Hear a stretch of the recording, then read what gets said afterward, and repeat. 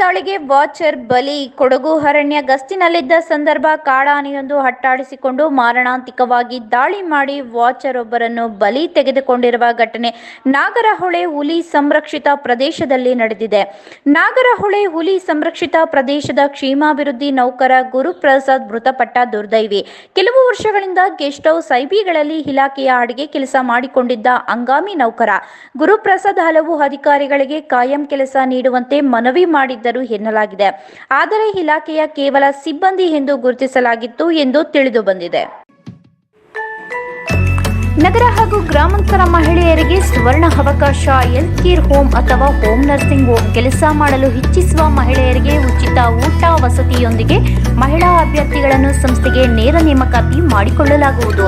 ನಗರ ಹಾಗೂ ಗ್ರಾಮಾಂತರ ಮಹಿಳೆಯರಿಗೆ ಕೆಲಸ ಖಾಲಿ ಇದ್ದು ಸಂಸ್ಥೆಗೆ ನೇರ ನೇಮಕಾತಿ. ವಯೋಮಿತಿ 18 ರಿಂದ 35 ವರ್ಷದ ಮಹಿಳೆಯರಿಗೆ ಉಚಿತ ಊಟ, ಪ್ರತ್ಯೇಕ ವಸತಿಯೊಂದಿಗೆ ಮೊದಲ ತಿಂಗಳಿಗೆ 10,000 ಇದ್ದು ನಂತರ ಸಂಬಳ ತಿಂಗಳಿಗೆ 10,000ದಿಂದ 25,000ವರೆಗೂ ಇರುತ್ತದೆ. ಇದು ಮಹಿಳೆಯರಿಗೆ ಮಾತ್ರ. ಸರ್ಕಾರದಿಂದ ಮಾನ್ಯತೆ ಪಡೆದ ಸಂಸ್ಥೆಗೆ 800 ಮಹಿಳಾ ಅಭ್ಯರ್ಥಿಗಳು ಬೇಕಾಗಿದ್ದಾರೆ.